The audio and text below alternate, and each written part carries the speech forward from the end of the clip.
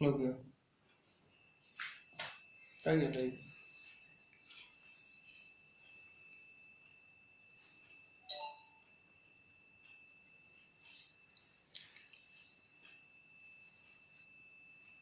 आ गया, देखिए चल रहा है सर। स्टार्ट करें। हम्म। तो आज आप सभी लोग जो भी हमारे फेसबुक पर उपस्थित हैं, आप सभी लोगों का स्वागत है, प्रणाम है, नमस्कार है। कल हमने डॉक्टर भीमराव अंबेडकर के सामाजिक राजनीतिक विचारों से और उनके संवैधानिक योगदान पर एक परिचर्चा किया था। दक्षिण भारत में एक समाज सुधारक, संत, मनीषी और तत्वज्ञानी महापुरुष हुए हैं जिनका नाम है श्री नारायण गुरु। श्री नारायण गुरु का जन्म केरला में तिरुवनंतपुरम, जिसे पहले त्रिवेंद्रम कहा जाता था, के निकट एक चेमपजंथी नामक गांव में हुआ था। और प्रारंभ से ही उनकी शिक्षा गुरुकुल में हुई थी। गुरुकुल आश्रम के माध्यम से उन्होंने शिक्षा प्राप्त किया था। परम ज्ञान की प्राप्ति के लिए नारायण गुरु जी अरुविपुरम नामक स्थान पर एकांत साधना के लिए गए और एक बहुत बड़ी तपस्या करने के बाद उन्हें ऐसा माना जाता है कि स्वानुभूत परक परम ज्ञान की प्राप्ति हुई। उनकी गणना उच्च कोटि के साधकों में की जाती है, जिसे हम स्वामी रामकिरण परमहंस का नाम लेते हैं। दक्षिण भारत में, विशेष रूप से केरल के क्षेत्र में, वो बड़े ही प्रसिद्ध, और रामकिरण परमहंस को जैसे हम इधर उत्तर भारत में या बंगाल में माना जाता है, वैसे ही श्री नारायण गुरु का क्षेत्र केरल था। केरल और दक्षिण भारत में समाज का एक बहुत बड़ा वर्ग था जिसे हम अस्पृश्य कहते हैं या अछूत कहते हैं। कल हमने डॉक्टर भीमराव अंबेडकर के द्वारा अस्पृश्य जातियों के उत्थान के लिए, अछूतोद्धार के लिए किए गए प्रयासों का एक विमर्श, उन पर एक चर्चा की थी। उसी क्रम में हमने दक्षिण भारत में आज इनके स्वामी नारायण गुरु जी के विचारों पर कुछ चर्चा करना चाह रहे हैं। सबसे पहले, उस समय विशेष रूप से जो ब्रिटिश हुकूमत थी, 1850 से लेकर के देश की आज़ादी के पूर्व तक वहाँ की सामाजिक परिस्थितियाँ क्या थीं। समाज का 1/3 भाग, समाज के पूरी जनसंख्या का 33% भाग ऐसे दलित, अस्पृश्य और दुर्दशाग्रस्त लोगों का था जो अपने शिक्षा के अधिकार से वंचित थे, जो धार्मिक अधिकारों से वंचित थे। इस दिशा में श्री नारायण गुरु का जो योगदान है, उनका जो अवदान है, उनका जो समाज सुधार के प्रति आंदोलन है, वो पूरे देश के लिए एक मिसाल है। उन्होंने कई शताब्दियों से अपने अधिकारों के प्रति उदासीन ऐसी जातियों का, ऐसी अस्पृश्य जातियों का उद्धार करने का प्रयास किया, जिनको विद्यालयों में प्रवेश नहीं दिया जाता था, जिनको मंदिरों में प्रवेश नहीं दिया जाता था, जिनके पास कोई संपत्ति नहीं थी। तो सबसे पहला कार्य उन्होंने किया, लोगों को अपने आश्रम में एक गुरुकुल विद्यालय का प्रारंभ किया और उस गुरुकुल विद्यालय में समस्त जातियों का प्रवेश खोल दिया गया, ओपन फॉर ऑल। उसमें बालक बालिकाओं, जिन्हें शूद्र कहा जाता है, ऐसी अछूत अस्पृश्य दलित जातियों को भी प्रवेश दिया। देवी और देवताओं के मंदिरों में भी उन्होंने इन जातियों के प्रवेश कराने के लिए प्रयास किया। 1888 ईस्वी में अलवे में उन्होंने एक अद्वैत आश्रम की स्थापना किया। यहाँ पर यह उल्लेख करना आवश्यक है कि आदि शंकराचार्य का जन्म भी केरल में हुआ था।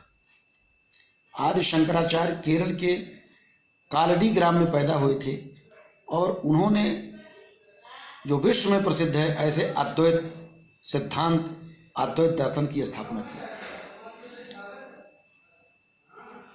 श्री नारायण गुरु आदि शंकराचार्य के अद्वैतवाद से प्रभावित होने के साथ साथ एक मौलिकता लिए हुए हैं जिसमें वैष्णवों के सिद्धांतों का भी समावेश प्रतीत होता है। उन्होंने ये कहा कि ईश्वर के संदर्भ में एक उनका बड़ा प्रसिद्ध वाक्य है,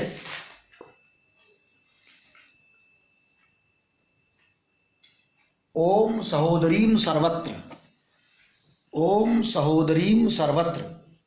इसका भावार्थ है कि ईश्वर सभी मनुष्यों में सब जगह समान रूप से है, चाहे वो मंदिर का पुजारी हो या सामान्य किसान हो, वो सामान्य व्यक्ति हो या प्रकांड पंडित हो, ईश्वर के यहाँ इसका कोई भेदभाव नहीं है।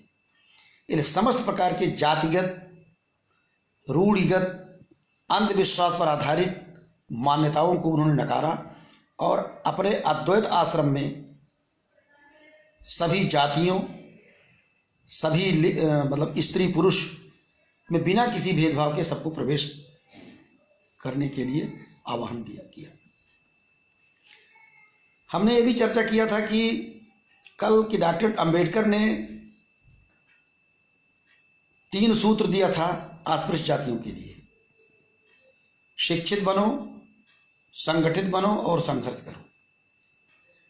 श्री नारायण गुरु ने भी 3 सूत्र दिया।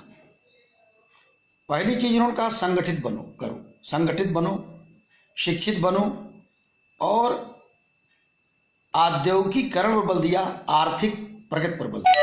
उन्होंने संघर्ष की बात नहीं किया। उनका कहना था कि इंडस्ट्रियलाइजेशन और आर्थिक प्रगति के बिना ना तो कोई संगठन बन सकता है और न शिक्षा ही संचालित हो सकती है। शिक्षा के संचालन के लिए विद्यालयों की आवश्यकता है, संगठन की आवश्यकता है, लेकिन दोनों के मूल में आर्थिक चीजें हैं। इसलिए अस्पृश्य जातियों के लिए कि आर्थिक विकास पर बल दिया गया। इस प्रकार उन्होंने 3 सूत्र दिया, संगठन, शिक्षा और औद्योगिकीकरण, इंडस्ट्रियलाइजेशन तथा आर्थिक विकास। उनका एक महत्वपूर्ण सिद्धांत है जो न केवल भारत के लिए, न केवल केरल के लिए, बल्कि पूरे विश्व के लिए एक मार्गदर्शन है। उनका सिद्धांत है एक जाति, एक धर्म और एक ईश्वर। उन संपूर्ण मानव जाति के लिए कहा कि एक जाति है और वो है मानव जाति, ह्यूमन रेस। मानव जाति या मानवता कहिए, इंसानियत कहिए, हम अपने ढंग से अलग अलग व्याख्या कर सकते हैं, लेकिन भाव उसका यही है कि मानवता के अतिरिक्त मनुष्य की कोई दूसरी जाति नहीं होती। जिस प्रकार से अनेक नदियों के उद्गम स्थल अलग अलग होते हैं, गंगा, जमुना, सरस्वती, गोदावरी, इन नदियों के उद्गम स्थल अलग अलग हो सकते हैं, लेकिन समस्त नदियां समुद्रों में प्रवाहित होती हैं। वैसे विभिन्न धर्मों के प्रवर्तक अलग अलग हो सकते हैं। विभिन्न धर्मों की कुछ बहिरंग मान्यताएं, कर्मकांड, वेशभूषा, संस्कार, वहाँ की भौगोलिक, जातिगत, स्थानीय मान्यताओं के कारण, परिस्थितियों के कारण, जलवायु के कारण अलग अलग हो सकता है, लेकिन सभी धर्मों का एकमात्र लक्ष्य है लोक कल्याण, जन कल्याण और विश्व शांति। इसलिए धर्म एक ही है। धर्म के जितने भी भेद हैं, उनका जो भेद है वो बाह्य है। परमार्थ के लेवल पर, परम ज्ञान की अवस्था में एक ही धर्म रह जाता है, एक ही परमात्मा रह जाता है, एक ही ईश्वर रह जाता है। और हम देख चुके हैं ऋग्वेद में यही वाक्य आया है, एकम सद विप्रा बहुधा वदन्ति। परम सत, परम ज्ञान, परम परमार्थ एक है। उसके नाम अनेक धर्मों में वहाँ की स्थानीय भाषा के कारण, परिस्थितियों के कारण, लोक मान्यताओं के कारण अलग अलग हो सकते हैं। भारतीय परंपरा में पहले उसको सत कहा गया, बाद में उसी के लिए ब्रह्म, ईश्वर, अक्षर, परमधाम, परमार्थ, मोक्ष अनेक नामों से उसकी तरफ संकेत किया जाने लगा। इस्लाम में उसे अल्लाह कहा गया, ईसाई ने उसे गॉड कहा, यहूदियों ने यहोवा कहा, बौद्ध धर्म में बोधिसत्व कहा गया, जैन में तीर्थंकर कहा गया, सिखों में ओम या ओंकार कहा गया। तो जितने धर्म हैं, जितनी भाषाएं हैं, उनमें भाषागत भेद हो सकता है, लेकिन ईश्वर एक है। ईश्वर एक है तो मजहब या रिलीजन भी एक है, और जाति भी एक है, वो है मानव जाति। जो भारतीय परंपरा में जाति और वर्ण व्यवस्था है, उसका नारायण गुरु ने खंडन किया और कहा जाति एक छद्म, नकली, मैन मेड वस्तु है, उपाधि है।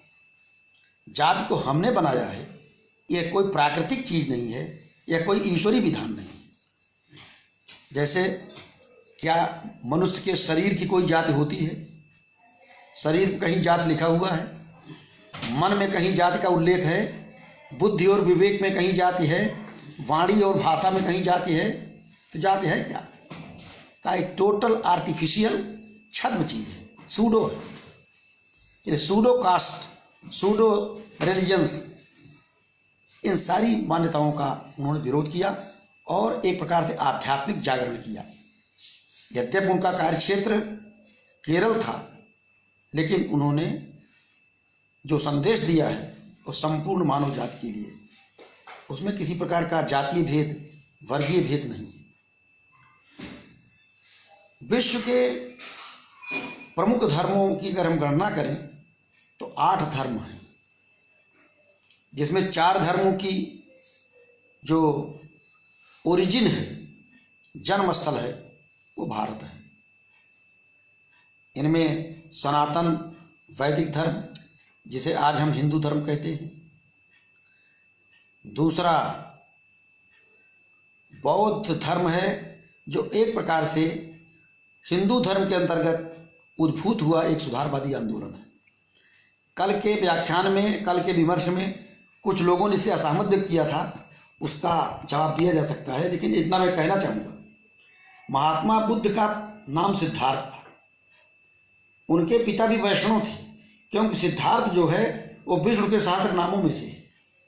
सिद्धार्था सिद्ध संकल्प, सिद्धता सिद्ध साधना, असंख्येय प्रमेय आत्मा, विशिष्टा संस्कृत सूची, ये विष्णु सहस्त्र नाम में 41वां श्लोक है, जिसमें कहा गया है सिद्धार्था सिद्ध संकल्प। गौतम बुद्ध के पिता ने सिद्धार्थ नाम इसलिए रखा था कि वो विष्णु के सहस्त्र नामों में से एक था। तो बौद्ध धर्म की ओरिजिन भारत भूमि है और उसके सिद्धांत भी वेदों और उपनिषदों में निहित है। जो कर्मकांड, हमने भी कहा, जो नारायण गुरु कहते हैं, जो बाह्य स्वरूप है, कर्मकांड है, वो कोई धर्म के अभिन्न अंग नहीं है। रिचुअल्स हैं, मान लिए जाते हैं, कल्चर के पार्ट हैं। इसलिए कल्चर और धर्म में हमें भेद करना पड़ेगा। संस्कृत में तमाम चीज़ें होती हैं, वो सभी चीज़ें मूल धर्म नहीं है।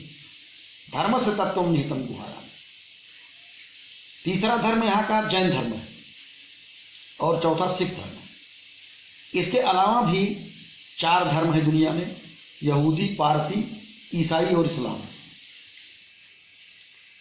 कुल मिलाकर 4 धर्म भारत भूमि में पैदा हुए और 8 धर्म बाहर। संयोग से भारत में 8वें धर्म के अनुयायी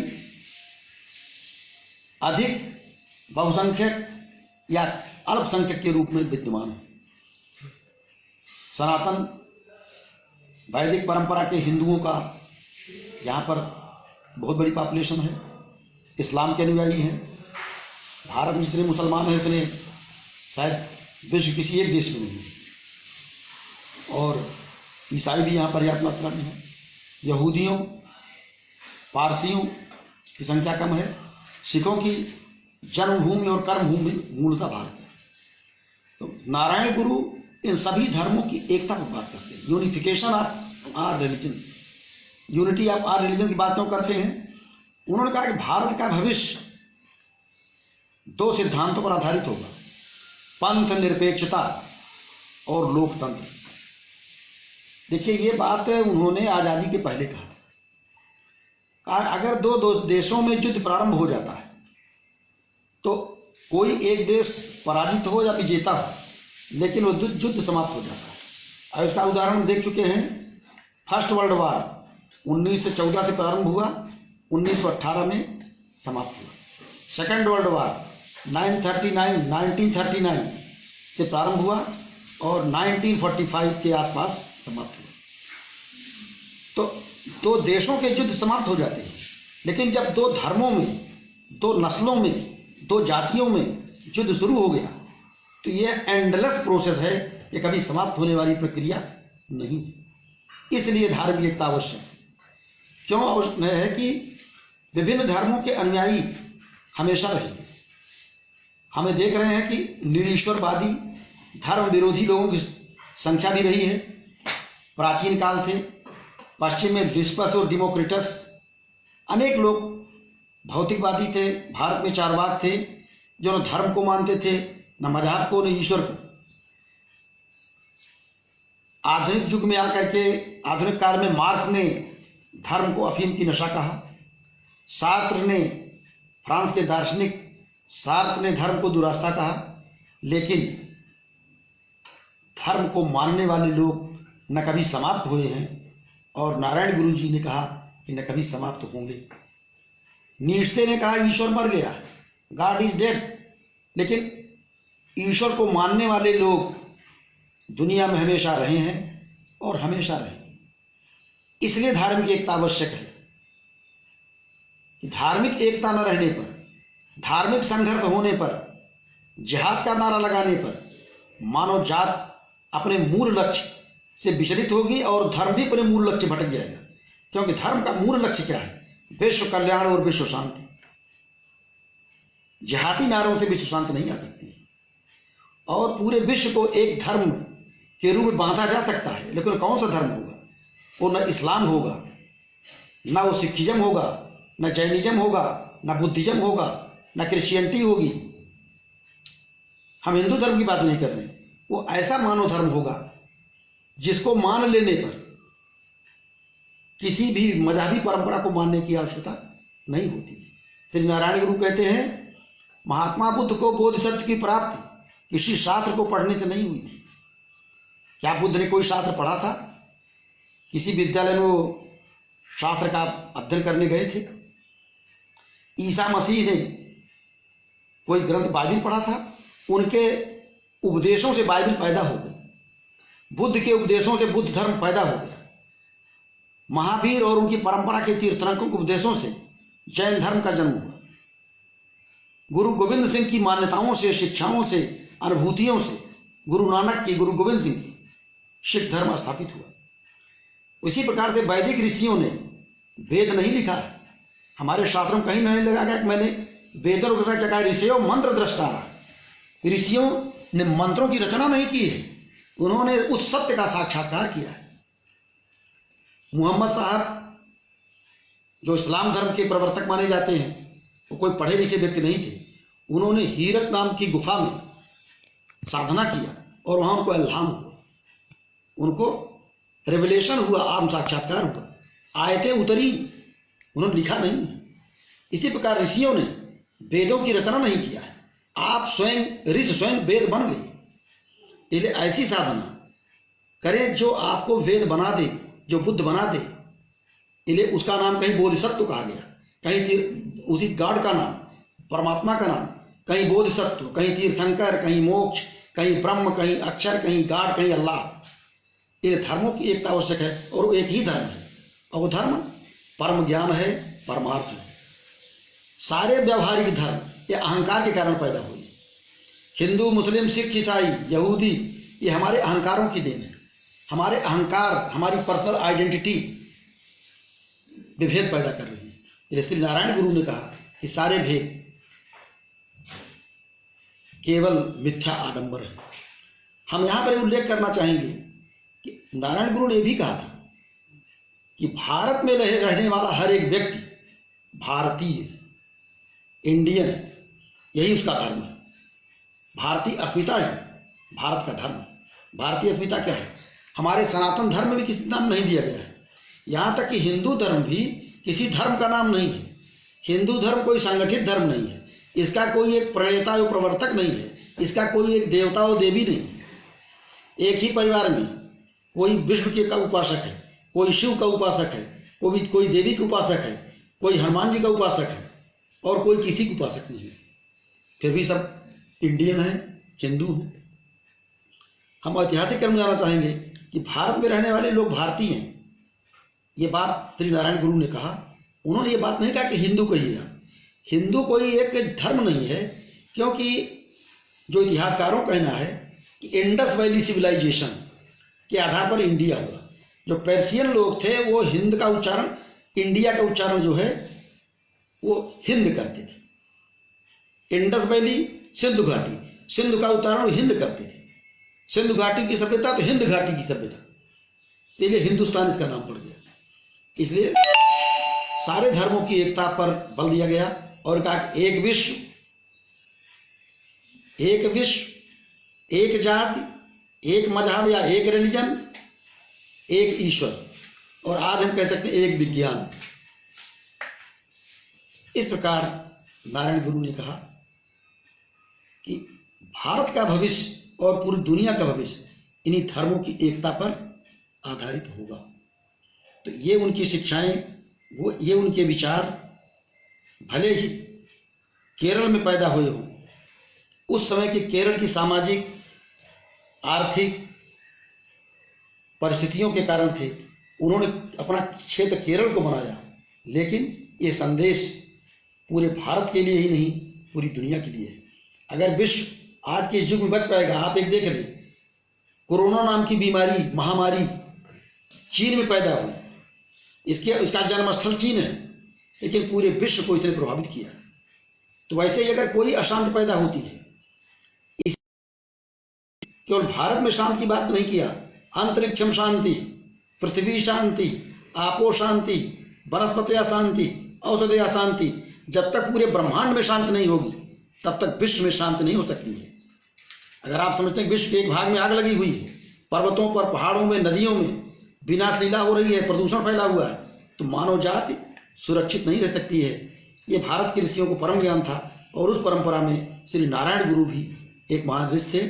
उन्होंने जाति की विडंबनाओं को, जाति की विद्रूपताओं को, धर्म के पाखंड को समाप्त करके एक आध्यात्मिक ज्ञान का प्रारंभ किया। यहाँ पर एक चीज हम कहना चाहेंगे, उन्होंने भी अस्पृश्य जातियों के उत्थान की बात किया, अम्बेडकर ने बात किया, लेकिन अम्बेडकर से उनका एक मतभेद है। अम्बेडकर ने हिंदू धर्म का परित्याग किया। श्री नारायण गुरु कहना है कि किसी धर्म विशेष का परित्याग करने से धार्मिक सुधार नहीं हो सकता है। किसी धर्म में रह करके आप परम ज्ञान प्राप्त करके सुधार कर सकते हैं। महात्मा बुद्ध ने हिंदू धर्म का परित्याग नहीं किया था, न उन्होंने स्वयं कोई धर्म चलाया था, उनके उपदेश धर्म बन गए। ईसा मसीह ने कोई धर्म नहीं चलाया, जीसस क्राइस्ट के उपदेशों से ईसाई धर्म पैदा हो गया।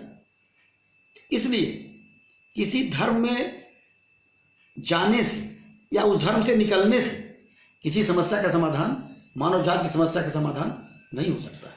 इस दृष्टि से महात्मा गांधी के श्री नारायण गुरु निकट प्रतीत होते उनके विचारों से, क्योंकि महात्मा गांधी भी कहते थे परमार्थ में न कोई ईसाई है, न कोई हिंदू है, न मुसलमान है। अगर कोई सच्चा हिंदू है, सच्चा ईसाई है, सच्चा मुसलमान है, तो देयर इज नो प्रॉब्लम, कोई प्रॉब्लम ही नहीं। सच्चे लोग नहीं है इसलिए प्रॉब्लम आ रही है। तो इस सच्चाई को हमें स्वीकार करना चाहिए और इनके विचारों से हमें मार्गदर्शन प्राप्त करना चाहिए। आज के परिस्थितियों में, आज के युग में यही श्री नारायण गुरु का संदेश है। एक धर्म, एक जाति, एक ईश्वर, और कह सकते हैं आप एक विश्व और एक विज्ञान। धन्यवाद।